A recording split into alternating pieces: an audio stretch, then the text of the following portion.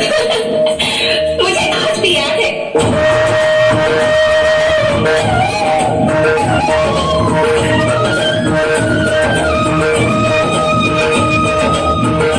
पुराने जमाने में आप लोग ही तो थे जो अपनी माँ के रखवाले थे।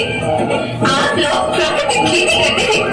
आप जानते थे कि प्राकृतिक खेती परंपरा भी है, जरूरत भी है, और फिर हमारे सभ्यता में तो प्रार्थना भी धरती कल्याण की है। ओम देव शांति, अंतरिक्ष शांति, पृथ्वी शांति, औषधया शांति, वनस्पतया शांति।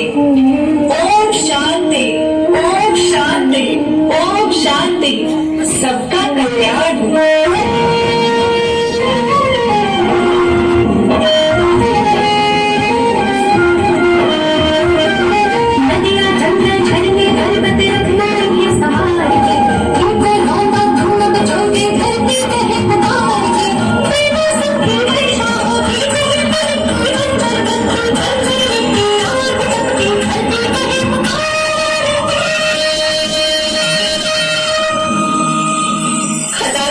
मनुष्य धरती की गोद में रह पाया है।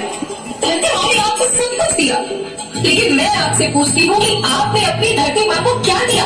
ये जहरीले रसायन और प्राकृतिक खाद जो मिट्टी को बंजर कर रहे हैं, उर्वरकता को बर्बाद कर रहे हैं।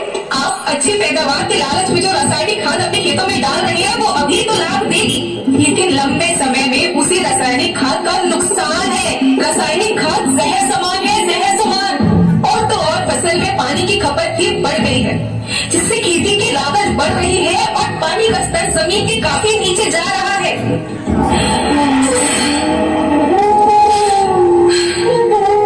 बच्चों, मैं तुम्हारी माँ हूँ। मैंने तुम्हें सुख से जीने के लिए पर्याप्त साधन दिए और तुम्हारी लालच की पूर्ति के लिए नहीं दिए। ऐसा लगता है कि थोड़ी सी अधिक पैदावार और अपने लालच के लिए आप सब अपनी पीढ़ी, अपने बच्चों के भविष्य के बारे में सोचना ही भूल गए हैं। सोचो, क्या तुम अपने बच्चों को ऐसे खेत देना चाहते हो जो बंजर हो? मैं माटी हूँ।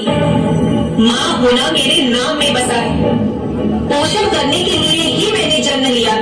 करोड़ों साल तक धरती पर सांसों की डोर आगे बढ़ाई। पेट भरा जब सबका, तभी मैंने संतुष्टि पाई। वो माँ हूँ मैं सबकी, जिसने जन्म न देकर भी जीवन संभव बनाया। अन्नदाता मेरे पुत्र किसान, तुमने ही तो इसमें मेरा साथ निभाया। दिन रात सींच पसीने से मुझको हर मुंह तक रोटी पहुंचाई। जब तुमने माथे मुझे लगाया, मैं हरियाली बनकर मुस्काई। याद रखना, मिट्टी बंजर होने से और धरती के नुकसान से किसी एक देश, एक द्वीप, एक समाज या एक धर्म का नुकसान नहीं है, बल्कि सभी का है, क्योंकि सभी आपस में बंधे हैं। धरती की श्रृंखला टूटी, माला टूटी, सब बिखर जाएंगे, सब खत्म हो जाएंगे।